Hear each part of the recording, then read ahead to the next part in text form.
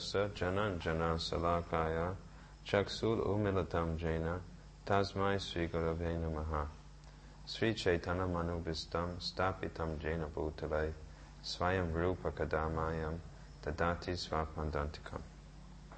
Today's text is text number 5.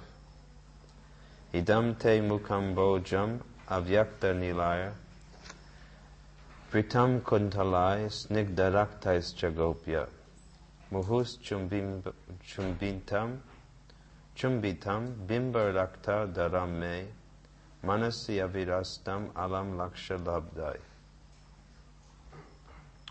O Lord, your lotus face, which is encircled by locks of soft black hair tinged with red, is kissed again and again by Mother Yasoda, and your lips are reddish like the bimba fruit. May this beautiful vision of your lotus face be ever manifest in my heart. Thousands and thousands of other benedictions are of no use to me. So, in successive days,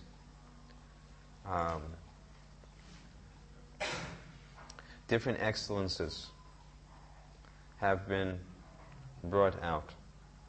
And now, this is the excellence of the Lord's form, rupa, or beauty. And as you recall, yesterday, there was a request for boon, or benediction. Not for moksha, or impersonal liberation, certainly not. Not even for Vaikuntha liberation, to go to live on Vaikuntha planets, and not even for any other boon, even that awarded by the 9 devotional processes, except the boon where they could lead to Vraj Bhakti, or Vraj Darshan, to have a vision of Vraja. And again, today, a similar request is being made in a very specific way. This verse today is the completion of the request for a boon made in yesterday's verse, text 4. Because it's specifically describing what it is that he wants. He wants to see the beautiful face of the Lord. And he describes that face. So,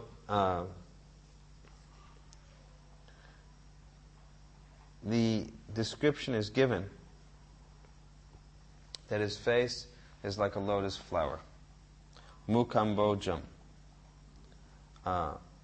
Lotus-like face. Prafula kambalakara. It resembles a fully blossomed lotus flower. Of all of the flowers, the lotus is considered to be the most beautiful of all.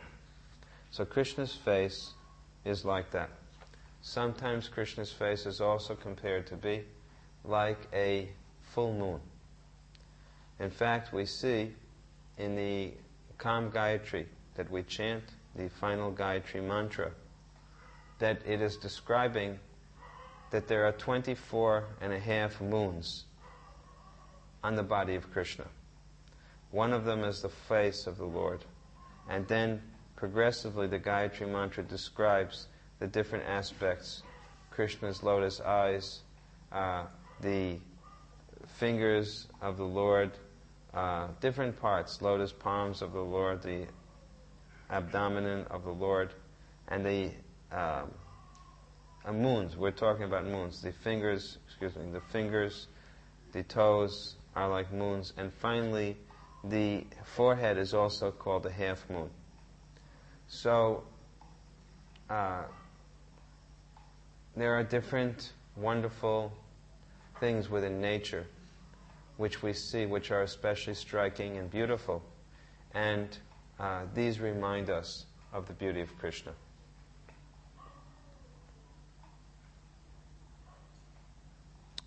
So the lotus flower is, of course, a very beautiful flower, and it reminds us of his beauty. Nikila Santapa Hari. His face removes all kinds of distress. Just like we have this experience when we go in a temple room and we see the beautiful deities, Sri Sri Radha Madhava, the 8 gopis. We go before Lord Nrsingadev, Prahlad Maharaj. We go before the deity of Srila Prabhupada. Our distress is removed. Otherwise, in the material world, it is a place of so much disturbance that there is constant cause of distress. But if we regularly go and behold the form of the deity, the beautiful face of Krishna, our distress goes away. Similarly, when we chant the Maha Mantra, the Hare Krishna mantra, our distress goes away. Because the Maha Mantra is not different than Krishna himself. You can see on my desk my Brahma Samhita manuscript. Yesterday I was saying to you how the Maha Mantra is, we can pray. When we chant the Maha Mantra, we can say, it means, "O Lord, please engage me in your service." There are other ways of understanding the Maha Mantra also, because this mantra is none different than Krishna himself. So our acharyas have given a nice description of the Maha Mantra.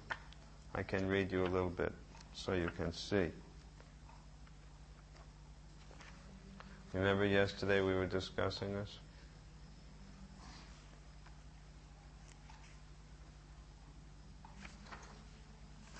Here. Here's the explanation of the Maha Mantra by Srila Bhaktivinoda Thakur. O Hari, having captured my mind, please free me from material bondage. O Krishna, please attract my mind by pulling it to you. Right? Hare Krishna. Now the next Hare Krishna. O Hari, please capture my mind by your unsurpassed sweetness. O Krishna, please purify my mind with knowledge about devotional service given to me by your own devotee. O Krishna, please make me devoted to your transcendental name, form, qualities, pastimes, etc. O Krishna, please make me able to relish your transcendental name, form, qualities, pastimes, etc. O Hari, please make me fit to serve you. O Hari, please direct me to some particular service for you. This is the first part of the Maha Mantra. Then the second part. O Hari, please let me hear about your most cherished pastimes in the company of your dearest devotee.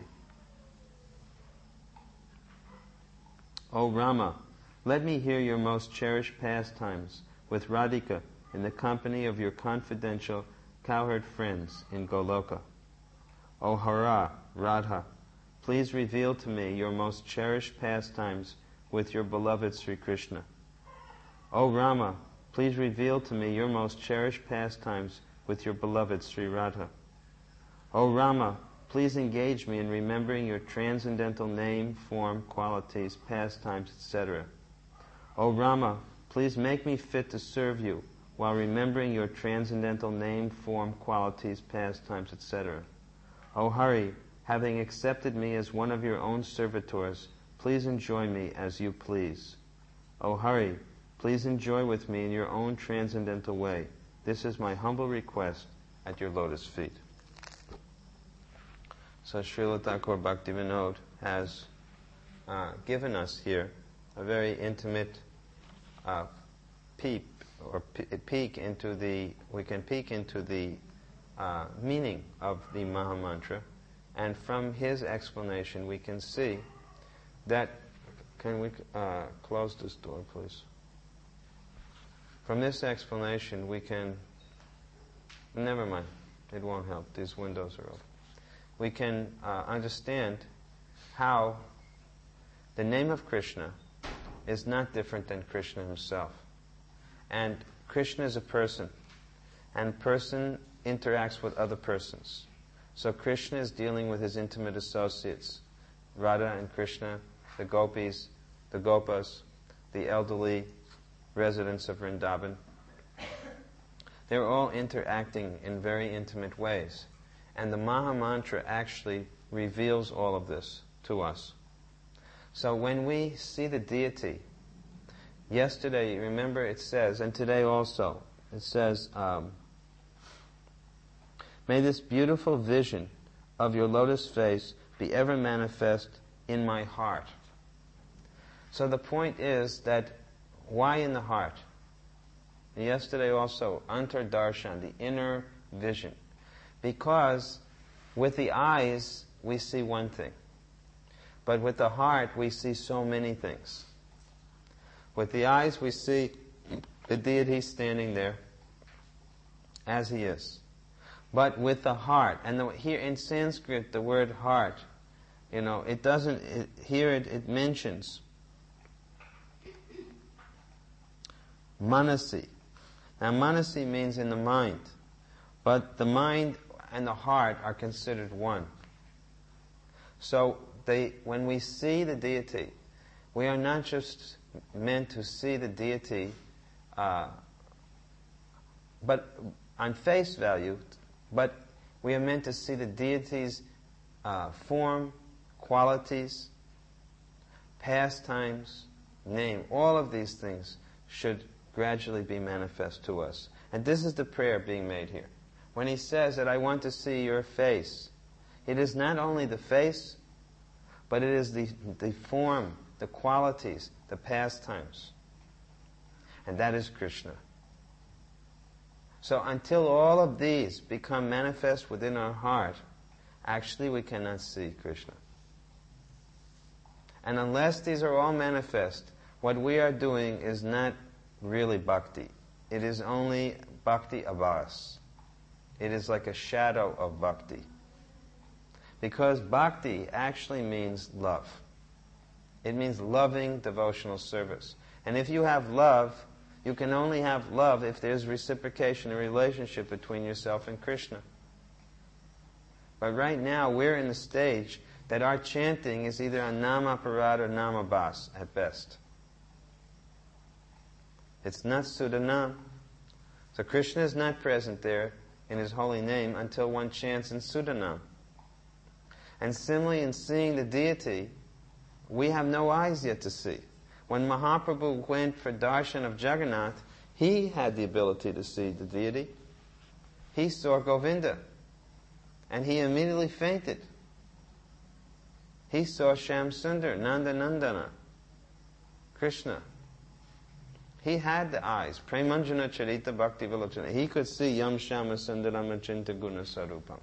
Govindamadi Purusham Tamahamaj. But our eyes are, unfortunately blinded by material lust. So we only can see our material desires and how to fulfill them. So, this requires the mercy of Krishna. The consciousness has to come to the point of pure goodness, Vishuddha Sattva. Just like you see, when Krishna appeared within the heart of Vasudeva, that is called Vasudeva consciousness. Prabhupada says Vasudeva consciousness. Krishna comes within the heart of his devotee, within the mind, the purified mind of the devotee. So all of our chanting is to bring us to that point. At this stage, we're chanting to get free from, our offenses. But we wish to come to that point where we can chant in actual attachment for Krishna. And that chanting will actually be effective for producing real bhakti.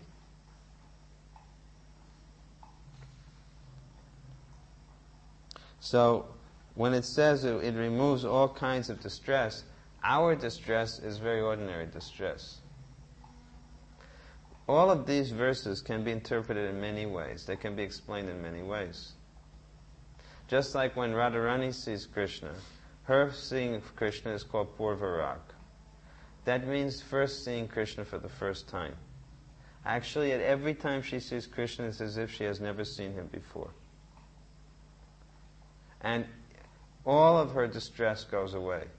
With Radharani, as we heard when we were in Vrindavan, she could not even see until she saw Krishna. She was apparently blind as a baby, but when Krishna was before her, then she had a reason to see. So she has no interest to see anything except this beautiful face of Krishna. So we have so much interest to see so many other things, and therefore we cannot see Krishna. Only when we come to the point where all we want to do is behold the beauty of Radha and Krishna's forms and faces and be able to serve that beautiful form, then we'll be able to see Krishna. Otherwise, we will see Maya. Just like the Holy Dham. People come to the Holy Dham and they cannot see. But when Nityananda Prabhu took Jiva Goswami on Navadvip Parikrama, everything was manifest to them. When Sri Chaitanya Mahaprabhu went to Braj and he saw a pool of water in a paddy field, he could understand this is Radhakund, and he saw all the pastimes of Krishna and the gopis.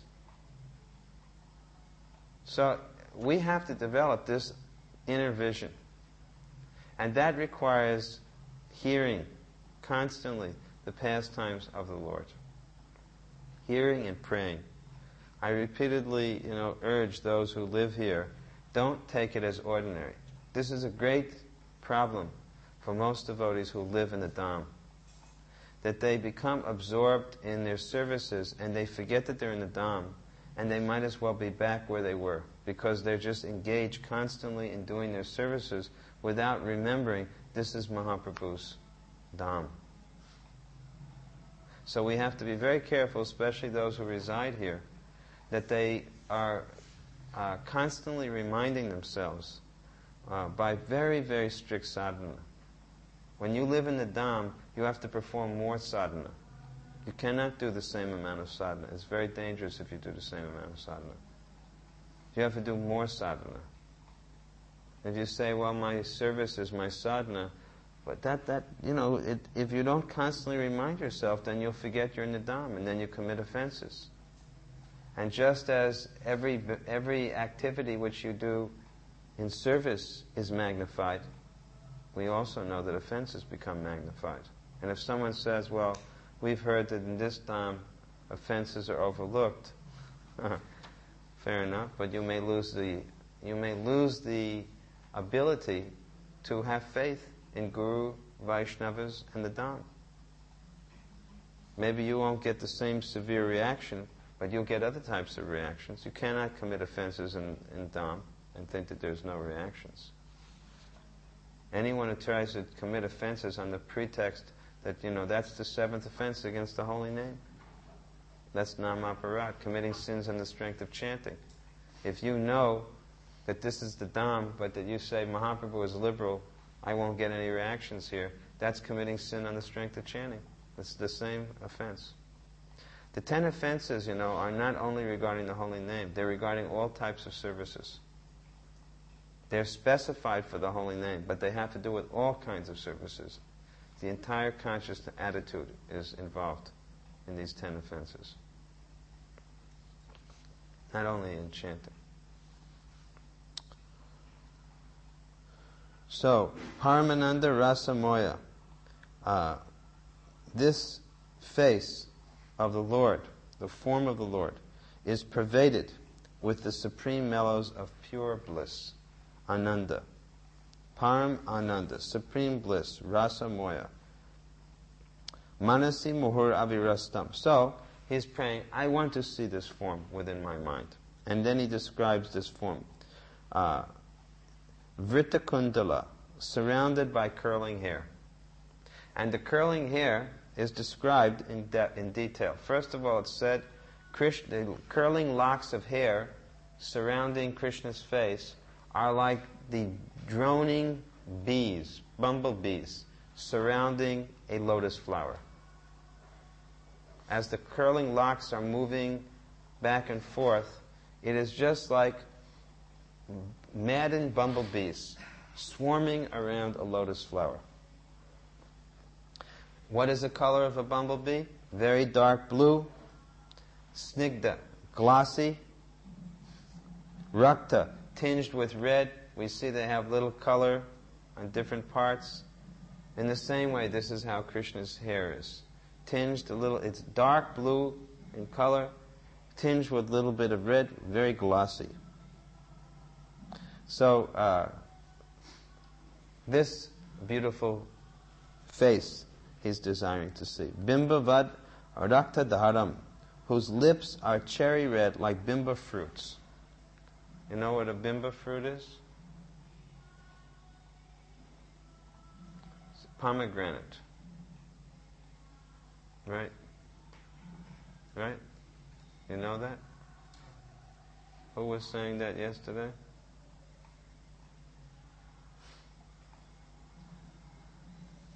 Someone I was having breakfast with. So we were eating pomegranates. I can't imagine who would have known that term, bimba. Who was eating breakfast here recently? Oh yeah, Nitai Chandra. He's the one. Oh, not bimba. I didn't think. Bimba is not, because pomegranate, bimba lips are very soft. So bilva, he said, meant. That's not bimba. Bilva. Bilva is pomegranate? Huh? Okay, so this is not, because the lips are compared to bimba fruits. So bimba fruit is very soft and very red in color. And as soon as it's cut, immediately the juice comes out. So, Krishna's lips are like this. Very, very, very soft, just like a soft fruit, and with a very thin skin. Gopya Mahus Chumbitam, repeatedly kissed by the gopi. Gopya Muhus Chumbitam. So the translation is repeatedly kissed by Mother Yasoda. But the commentary also says not only by Mother Yasoda, but this gopi can also be Srimati Radhika. So accordingly, one may take it in either way, because it is not only Yasoda who kisses Krishna, but also Radhika. So it may be taken in either way. Alam Laksha Labhai. I don't want the attainment of millions and millions of other benedictions, but I simply want this vision. What use are all of these other visions for me? So, that's why I say yesterday, when someone says, I'm going to chant my rounds, and I'm doing my service and offering to Krishna, and I expect to go back to Godhead. But we don't expect so easily to go back to Godhead unless we have very, very, very intense desire for that. Utkanta. You know what the word utkanta means? Has anyone heard this word? Huh? Very great, but what kind of anxious? Eagerness, right? Very, very great eagerness. Utkanta. Very strong eagerness. So unless we are very eager for this, we can't expect to get this thing. So how to increase that eagerness? Now we have no utkanta. We have no lobha. We have no greed. How will we get such greed? Without greed, can you go back to Goloka Vrindavan? Do you think you can go back to Goloka Vrindavan just by chanting 16 rounds and following the 4 rules? Is it so simple to do? Is that actually what we think? No. It's not so simple. Just like you can see that the sages of Dandakaranya, they did tapasya for tens of thousands of years. And even then, most of them could not directly associate with Krishna immediately. So how will we become so easily qualified?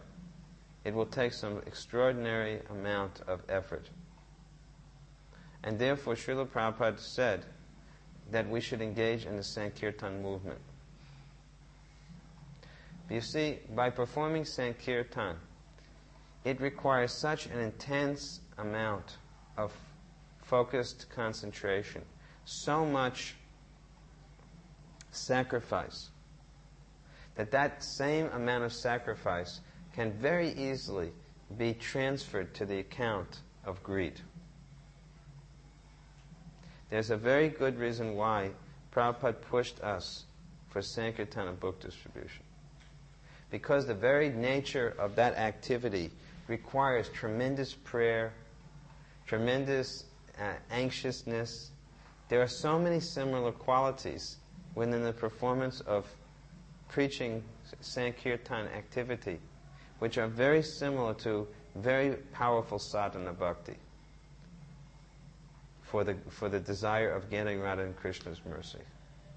So they can be one who learns how to pray on Sankirtan to Sri Chaitanya Mahaprabhu can very easily learn how to pray in the same mood for the mercy of Radha and Krishna.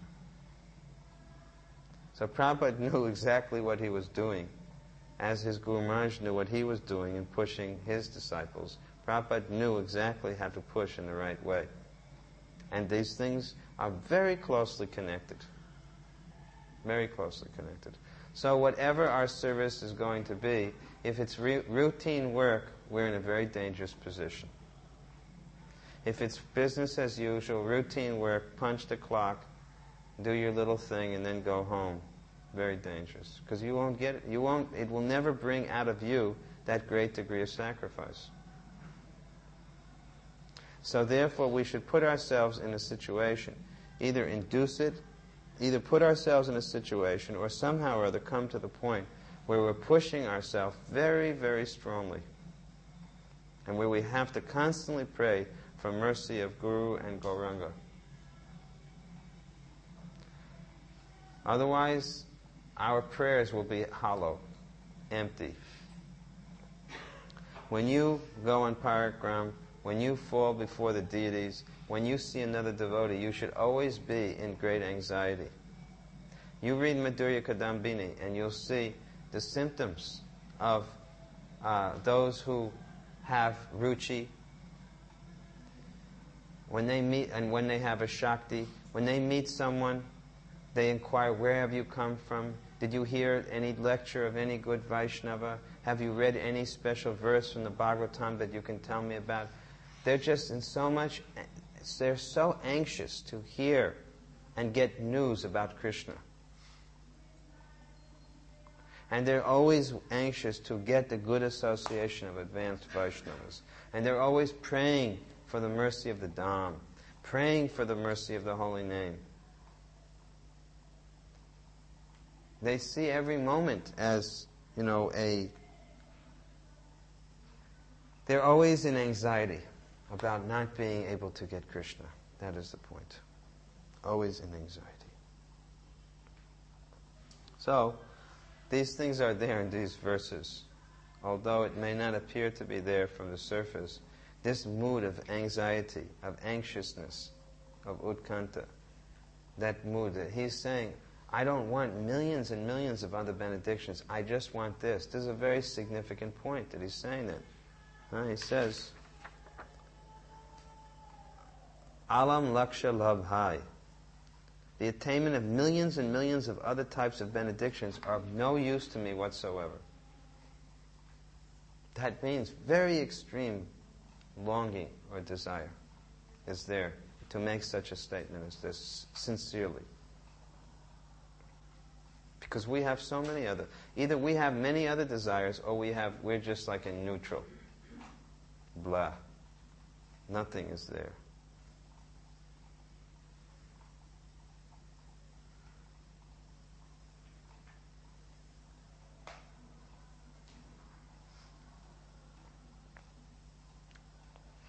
So, any questions today? Comments or questions?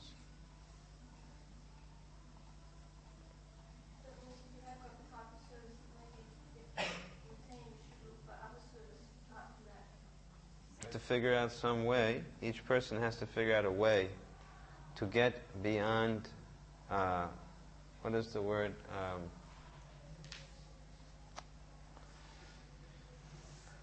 What is that word? To be, when one is self-satisfied, but not Atmaram. What's the word? complacent.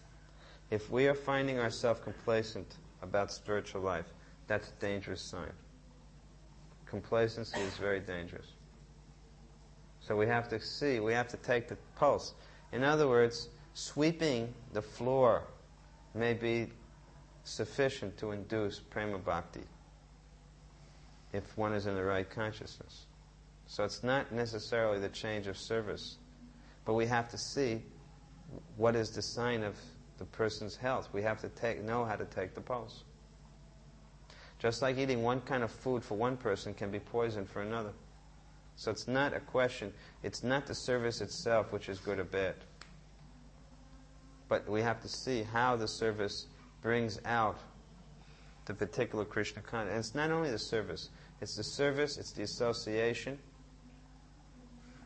Because even if you have a good service to do, if the association is not right, that's a problem.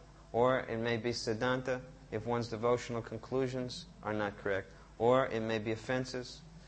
Even though one may be working very hard, serving very hard, if one is committing offenses, all the service gets neutralized. It's like having a tapeworm inside. You're eating, but the worm is only getting bigger inside. But you're getting no energy from it. So if you perform devotional service and at the same time you're committing offenses, you don't get the value of the service.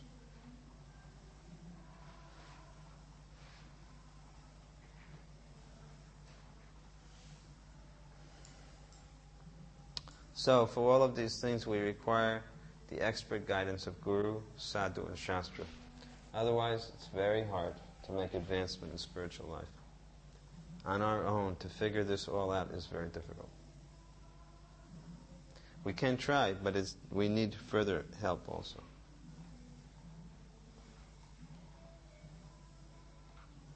Another question? Yes. How can we understand that on one side it's very difficult to get this good contact, and on the other side also it is said that in the Dhamma insects.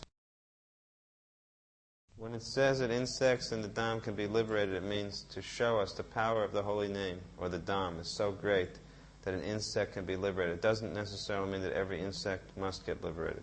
It means that the Dham is such that it can liberate anyone, even an insect. Otherwise, if it's a fact, then don't do anything. Monkeys simply eat and pass stool in the Dham. So if monkeys can get liberated by doing that, then we can do the same. We're humans. Then rickshawwallas can smoke bidis. People can come here and eat meat, and they're all going to go back to Godhead? No. But the Dham is such that it can deliver anyone. That is a fact. But it doesn't mean that it must liberate everyone. It means it has the strength to do so. We have to adjust all of these things in such a way. We have to reconcile points. One of the symptoms of a Madhyam Adhikari is that he can reconcile properly these apparently contradictory facts. A Kanistha cannot do so. So we should learn to gradually be able to reconcile these points. That is the meaning of understanding and speaking the philosophy, being able to present many conclusive points to convince someone. It means to be able to reconcile. One of the things it means is to reconcile apparent contradictions, philosophical contradictions. Another question?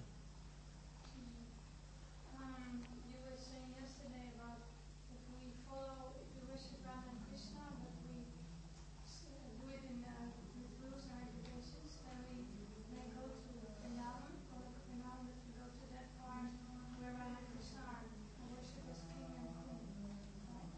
And then when we were in the Varikon in Vrindavan, Yugadharma, when Viraj Maharaj read this poem of Goswami, and he was addressing Radha and Krishna also all the time as, "Oh king, oh queen." So I was wondering, is it a Different mood. Different mood. For the Manjaris, Radha and Krishna are everything. They are like their king and queen. But it's not the same mood. Because the Radha and Krishna are king and queen for the Manjaris in secret. But in Vaikuntha Goloka, it is out in the open. That's all there is. That's all there is. It's open to everyone. But in Vrindavan, everything is hidden. Radharani's meeting Krishna is not able to be done publicly. Understand? I have a question. What did Yugadharma say? Huh? So what does he want to do? No, you have to ask him now what he should do. Tell him the pujaris are with me. What does he want to do? Please ask him. Yes? Mm.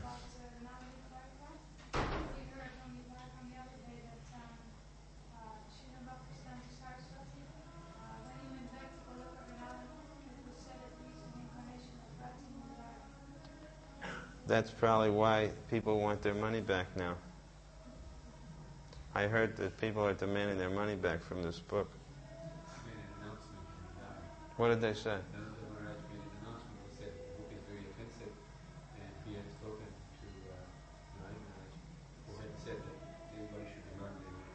Why did he say the book was offensive? It's what? What was the reason they said it was offensive? I mean, this is one of the reasons. Now I'm just hearing this. There are things that are written in the book which I get my money back too. Huh? He's disappeared suddenly. Wow. He disappeared. He got his money. It says that Bhaktisiddhanta Saraswati is an incarnation. It says that? You saw it?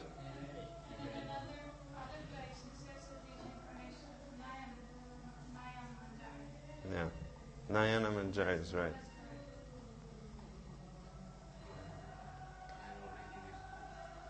Well, we're not going to be reading the book.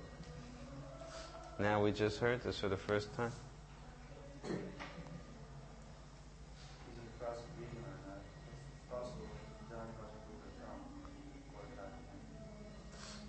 I can also work it out on his behalf. Anyway, you're being called now. You should go immediately for puja. Is that all right? We give you permission to go on behalf of Lord Nrsingadev. Or you can, either one of you can go, but you have to negotiate something from the China mission.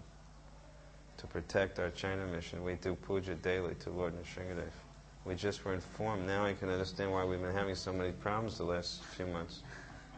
They'd stop the puja. These fruitive pujaris here. Unless we pay them, they don't.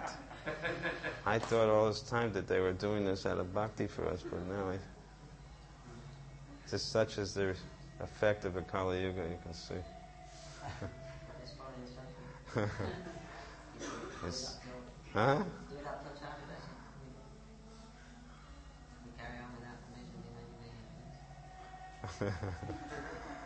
Anyway, that's why we're taking some immediate action.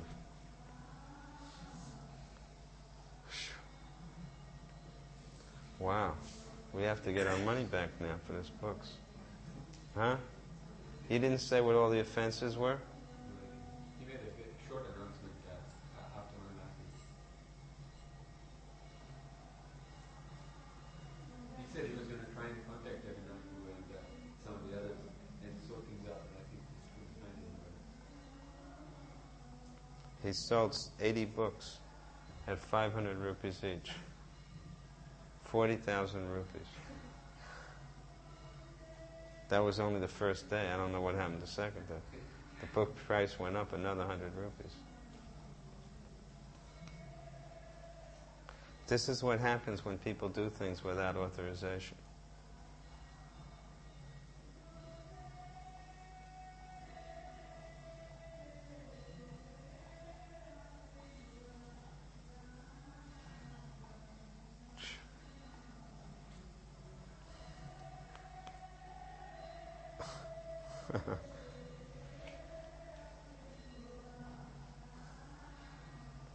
I'm sure that there's a great deal in the book that is all right.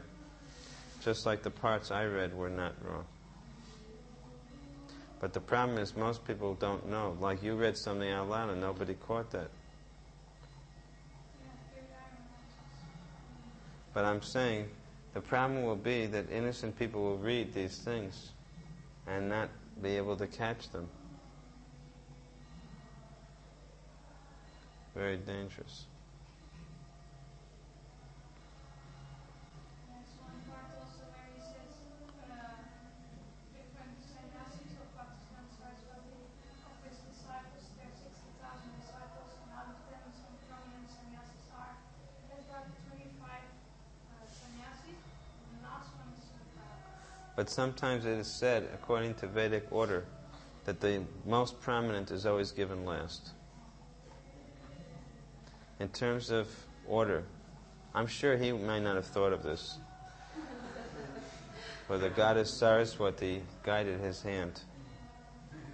Because in progressions, the last thing is the most significant.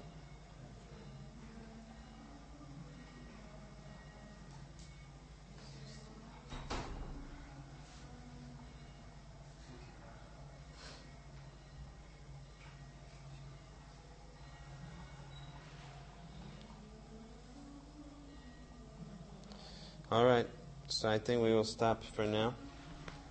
The arti is going on. And tomorrow we will do text 6. Jai. Panchakalpaturu Vaishnav Kripa Sindhu Vyeva Chapatitanam Dhavanebhyo Vaishnavi.